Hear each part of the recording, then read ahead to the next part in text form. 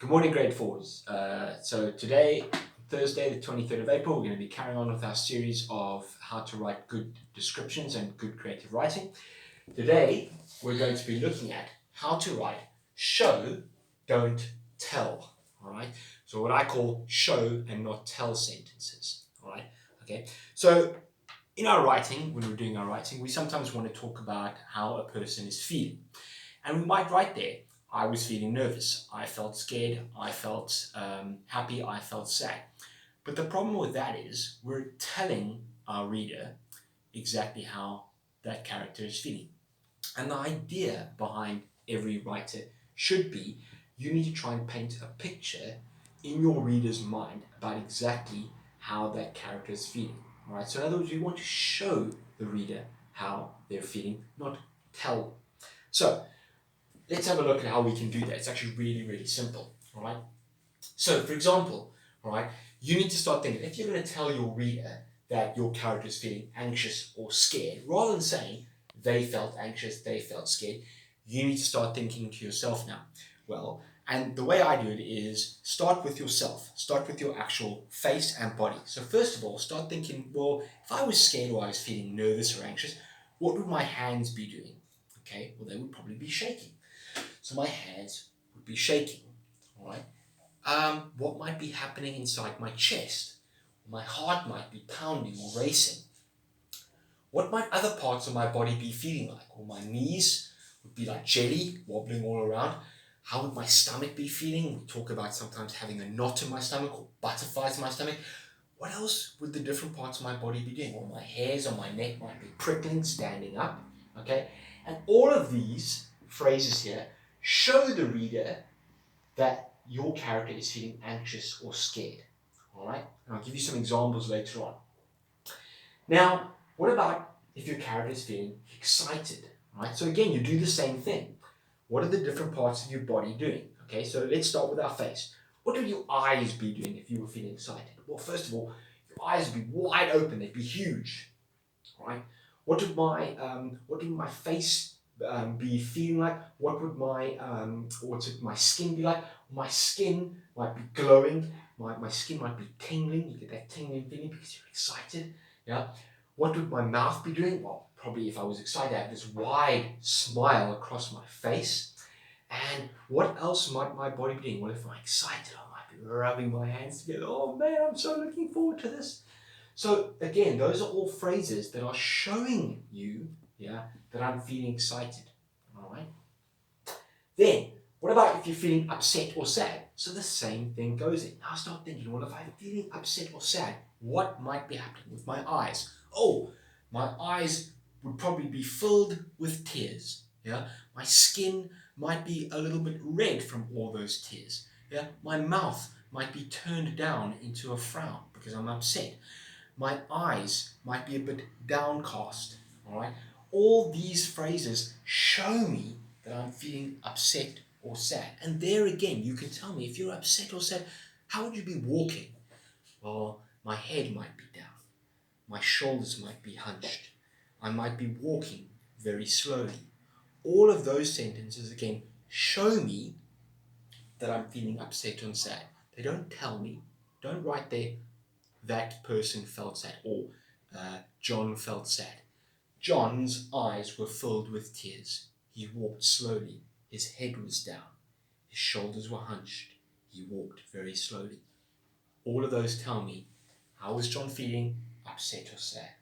And again, the same with angry now, perhaps. What is happening to your body when you are angry? Well, your fists are clenched. Yeah, your teeth might be grinding against each other. You might have this red face because you're really, really upset. Your breathing might be very heavy. Your stomach might be tight. Yeah, all of this because you're feeling really, really cross and angry at the moment. All right. So again, rather than telling your reader, Chris felt angry, show me how they were feeling. They had a red face, their fists were clenched, their jaw was tight. Yeah? They were breathing heavily, their stomach was knotted. They were really, really angry. Okay. So, hopefully that there has given you a few ideas of how you can write a show and not tell sentence. And the great thing is you can do this not just with feelings, but you can do this with what time of day it is, what the weather's doing. Like, is it hot? Is it cold? Is it sunny? Is it freezing? All right, and I'm going to give you some examples on how to do that. All right, so over here, I've got my first example. And this is actually not a bad sentence. Feeling nervous, comma, I opened the door. But can you see in that sentence that I'm telling you, the reader, exactly how I'm feeling as I open this door. How am I feeling? I'm feeling nervous. Right? So a way of turning that into a show and not tell sentence is to now take that feeling of nervousness and think, right, what else would my body be doing as I opened this door? Okay, so again, I'll take you back to this one over here. All right, what could your body be doing? Well, let's have a look. I might change it into something like this. As I opened the door, comma, my hands were sweating and my knees wobbled like jelly. So the question is, as I opened this door, how is my character feeling? He's feeling anxious, he's feeling nervous, he's feeling scared. Right? In nowhere in the sentence I told you that as I opened the door, I was feeling scared. I'm showing you by the fact that my hands are sweating and my knees are wobbling. Okay, right. So I've got a few more examples in front of me here that I'm going to share with you, and I'd like you now to try and see if you can think, how is this person feeling, or what am I trying to show you with my description? Okay, so let's look at a feeling one first. Okay, so there we've got one over there. Let's have a look. Okay. Mr. Van Straten's jaw dropped as his eyes grew as large as saucers. Only silence escaped his mouth. So, let's have a think. Mr. Van Straten's jaw is gone. It's dropped. His eyes are getting big. And only silence is coming out of his mouth. How do we think he's feeling? Have a think for a second. Do you think he's feeling happy? All right. So have a think for a second. All right. You had a thought? Right. Let's see if you were right. Mr. Van Straten was shocked. His jaw dropped, his eyes were big, and nothing was coming out of his mouth. All right. So well done if you got that right. Okay. Let's have a look here now. All right. This is another one.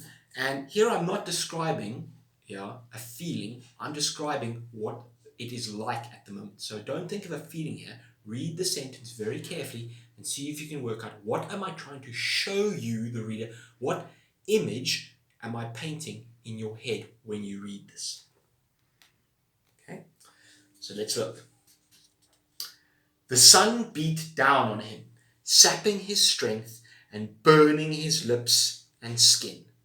The sun beat down on him, sapping his strength and burning his lips and skin. So sapping, if something saps your strength, it's taking away your strength. So the sun beat down on him. What do you think I'm trying to describe there? Have a think for a second. Read it over again. It's burning your lips and your skin. What am I trying to tell you about this situation? Right. Think you know? Let's have a look. If you said it was very hot, you're absolutely right. Okay? So, let's have a look at my last example now. Again, all right? I could just tell you this is the situation. I could tell you, but now I'm going to show you what it was like, and I want you to try and guess, what am I, the writer, trying to paint in your head as the reader? What image am I trying to paint for you? Let's have a look. A deep silence. No birds singing, no trees rustling, no voices whispering. What am I trying to say to you about this? What am I trying to show you? Right, have a think again. A deep silence. No birds singing, no trees rustling, no voices whispering. Okay, let's have a look. It was very quiet. And that's the funny thing. You say, oh, Mr. Van Straten, how am I supposed to describe silence? How am I supposed to describe if there's no sound? Well, then you need to try and think to yourself, well, show me. If there's no sound, show me what sounds you couldn't hear. You couldn't hear any birds singing, No, I couldn't hear any trees rustling and moving. I couldn't hear any voices whispering. Can you see, even if you're trying to describe silence, you can still show your reader, what it sounds like, even though there's no sound. All right.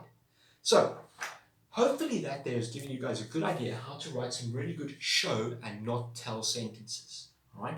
So the idea is now, grab yourself a piece of paper or a pen and think of some emotions, first of all.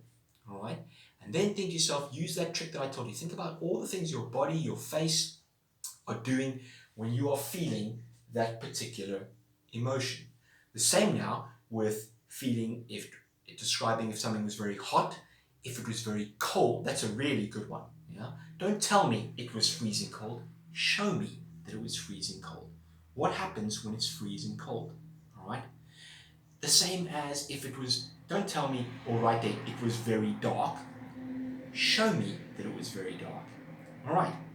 So I hope you found this video useful. All right. And you guys are going to go now and try and see if you can write your own show and not tell sentences. Right. Good luck.